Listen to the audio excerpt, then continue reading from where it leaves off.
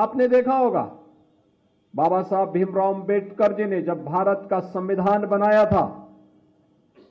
भारत के संविधान के शिल्पी के रूप में अपने उत्तरदायित्व का निर्वहन किया था। 3 महत्वपूर्ण शब्द उसकी प्रस्तावना में रखे थे। वह था न्याय, स्वाधीनता यानी समता और बंधुता। न्याय, समता और बंधुता, ये 3 शब्द अगर आप देखेंगे मोदी जी ने सबका साथ और सबके विकास के भाव के साथ बिना भेदभाव के योजनाओं का लाभ हर गरीब को, हर वंचित को, हर दलित को, हर पिछड़े को, हर महिला को,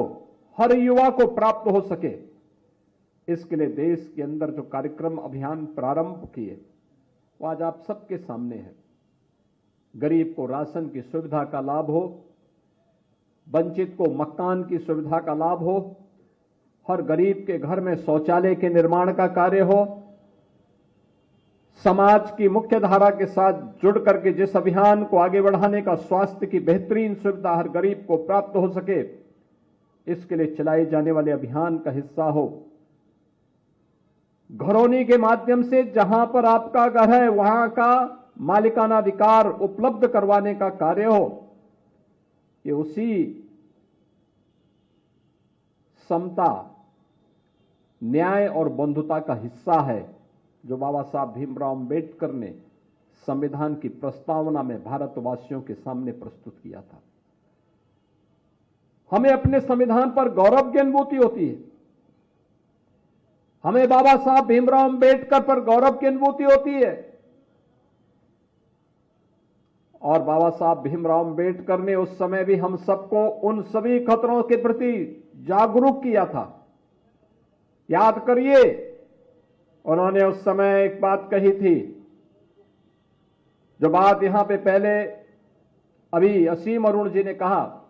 मैं उसमें आने के पहले एक बात जरूर कहना चाहूंगा। जब उस समय कांग्रेस के एक बड़े नेता ने, जिन्होंने 1923 में वंदे मातरम गाने से इनकार कर दिया था, कांग्रेस के अध्यक्ष के रूप में रहते हुए, और जब वह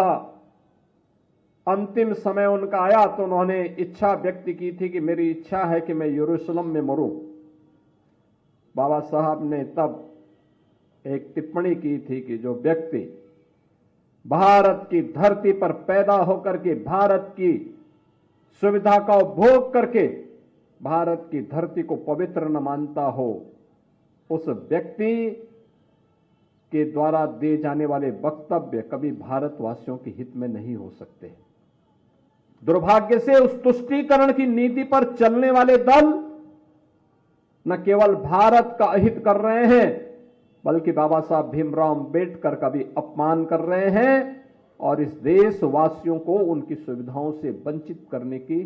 कुत्सित चेष्टा का हिस्सा भी उनका है। हमें याद करना होगा इस बात को कि बाबा साहब भीमराव अंबेडकर ने आज जो भी सुविधाएं और जो भी संपन्नता आपको प्राप्त हो रही है,